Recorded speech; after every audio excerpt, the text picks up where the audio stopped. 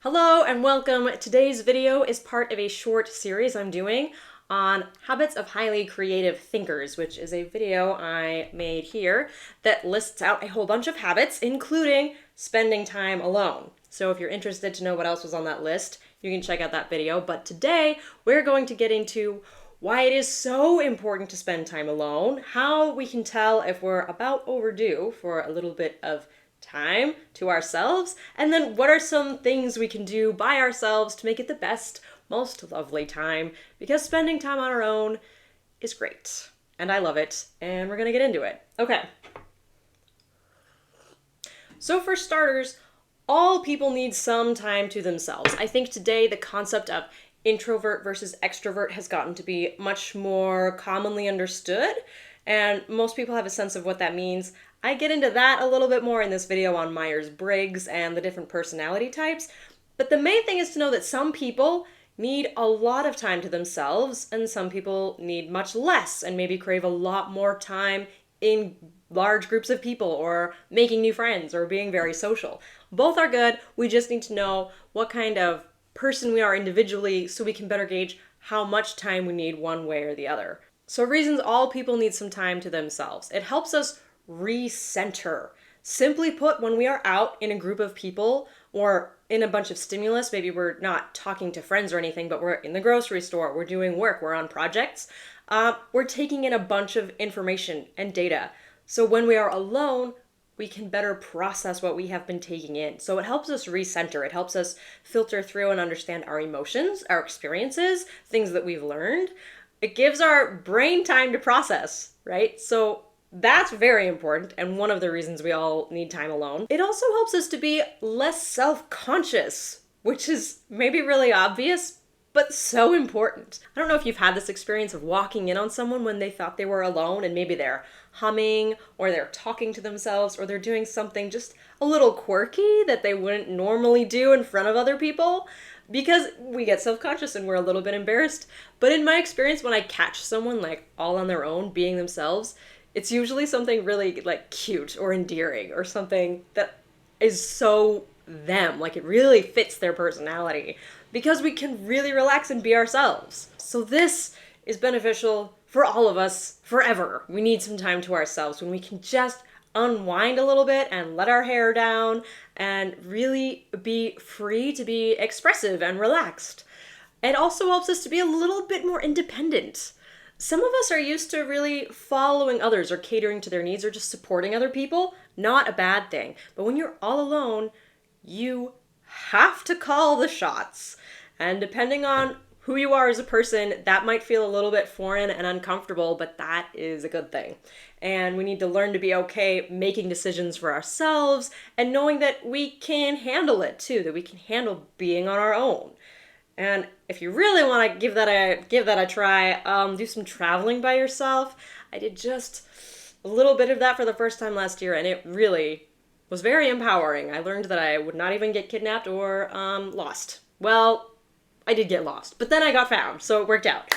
It can also help to calm high emotions, which connects to what I talked about before. If we're taking in a bunch of stimulus or information or just having a lot of feelings throughout the day, we need time alone to figure out what those are and better understand them, which will naturally make our emotions a little bit less intense. When we can understand what we're feeling and where it's coming from, it's easier to sift through and manage and feel less overwhelmed by our own feelings. This also helps us cultivate a sense of inner peace. There's a metaphor I really like of a tree, right? Because trees have leaves and they have roots. So for us as people in this metaphor, the leaves are like our output in society. The work we do, our time with friends, any maybe volunteering, anything we do out in the world that other people can see, how much money we're making, the skills we're learning. The roots are kind of who we are as people. How are we developing ourselves as individuals? And time alone is one of the things that helps us grow deeper roots. And obviously in this metaphor, without any roots, there are no leaves because the tree is dead. So we place all this emphasis today on what are the things we can show other people as a metric of our success. How many friends do you have on Instagram? How much money are you making? What creative work are you doing in your free time, right?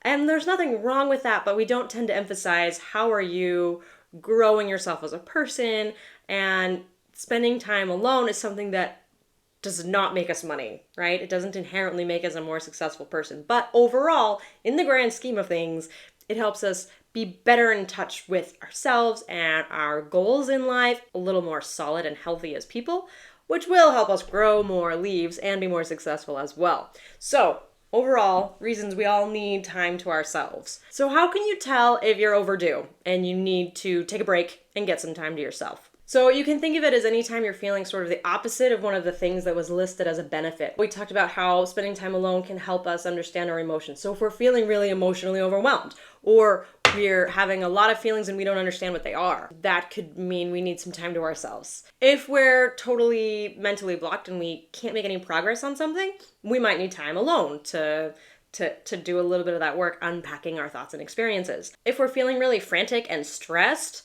that's often an indicator that our life overall is not in a place to allow for alone time. We're not giving ourselves that break. Then we probably need to. Anytime we find that that's the pattern we've fallen into, then we already know that we need to do a little bit of time away to step back and take a break. So in general, if you find that you're feeling really irritable or tired or uninspired or overwhelmed, all of these are indicators that we need to step back and take a break. So with that said, what are some things we can do when we are on our own that can make spending time alone really lovely? One of the first things worth mentioning is that it's okay to be alone and then do nothing. To literally do nothing. And I think this is funny because I personally never do nothing. I can't stand to not be productive. But there's nothing wrong with it. My brothers make me laugh because several of them have expressed how they will sometimes sit on the couch. They're not looking at their phones. They're not playing a game. They're not listening to music. They're just thinking. And then when you ask them what they're thinking about, they will say nothing. And I think that's so funny. And it sounds like a really unintelligent way to spend your time, right? Like you're just spacing out, acting like a caveman or something. But that's not true. Our brains are really complex and really active. They're never doing nothing. So even if you just want to sit and do nothing, it's still kind of accomplishing the same thing. You're still letting your brain work through a lot of things. It will help you sift through and make discoveries. If that's not your thing, it's not mine, then some other things you could do. Gardening is a great time. You could actually do dishes or clean the house or do cooking if no one's around. I think a lot of us have an understanding of me time as being sort of luxurious and I'm gonna go have a spa day or something. Totally great, lovely, but actually time alone doesn't have to be luxurious. It doesn't have to cost money. It doesn't have to be really grand. It can be very simple. So you can just be cooking a meal while no one's in the house and have a really great time and be really relaxed, really be yourself, maybe dance around the kitchen, that kind of thing. We're still able to be really uninhibited and do our processing. You can, of course, also take a bubble bath or do something that you really enjoy inherently that has nothing to do with work. That has its own added benefits as well. You can read a book, do a puzzle, work on some crosswords, or a jigsaw, or whatever it is that you really enjoy. Of course, you can journal, you can spend time outside, go for a walk, or a hike, or go swimming. Being outdoors also has another whole list of benefits. There's a lot of things we can do on our own that are really lovely. I have another video here on the concept of getting grounded. So going back to that tree metaphor, it's a list of ways to grow deeper roots. I'm a little obsessed with the concept. I love it. And one of the main things I put in there is to spend time alone for prayer or meditation, anything where you're all alone and you're really centering your thoughts. I started doing this every day for 10 minutes back in college, and it made a really big difference in my life. So I've really committed to it now. And every day I try to get, now I'm up to 15 to 20 minutes because you kind of have to build stamina for it because it feels weird at first. But it has really made a big difference. It helps me absolutely. I can see a difference in my decision making and my understanding of myself, kind of where I'm going with my life. And it makes things so much less stressful because I know that every day, no matter how chaotic things are, that I'm going to take those 15 minutes all alone, just very peacefully. Ugh. It's big. It's big stuff, you guys. There are really great ways to spend time alone. And actually, coincidentally, because I can't plan this, just happened when I was about to make this video. Yesterday, I hit one of those times where I was suddenly maxed out. It had been a really busy week full of activities and projects and people, all good things, but like 5 p.m. last night, I was just tapped out. I was like, I want everyone to go away, which is how I know I need time alone. If that's what I'm wishing for, I'm like, I wish for all people to go away from me. Then I know it's time. I need to do something on my own. It was the best. I've never even done this before. I went to the park and I bought myself an ice cream and I walked around the park and it was so good. And I wanted that ice cream so bad too. It was the best time. So give yourself permission. You know, as the, what is it, in Parks and Rec, treat yourself. So that's not a bad thing either. And with that, I think that's it. I think we're finished. Those are my list of things we can do when we're alone. The list goes on.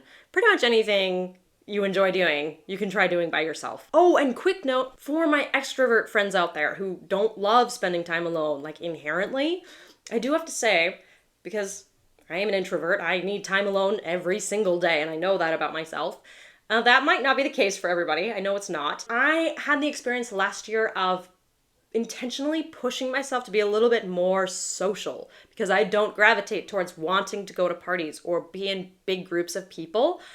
And I don't usually want to make new friends, even though it can be a really healthy thing for me to do. So I tried to do that a bit last year. It was really good for me. And I'm glad that I pushed myself. And I think all of us benefit from both. We want to understand who we are so we can take care of ourselves and our needs.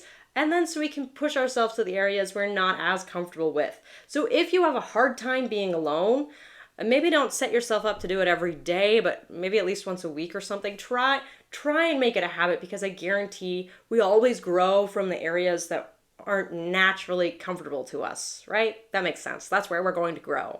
So if you're not used to time alone, just incorporate it a little bit once in a while. See what that does for you. It's good for all humans for the reasons listed at the beginning of this video. For all of you watching, I hope you found some of this content helpful. Thank you so much for taking time to see what I have to say. And go ahead and subscribe if you found value here, and I will see you next time.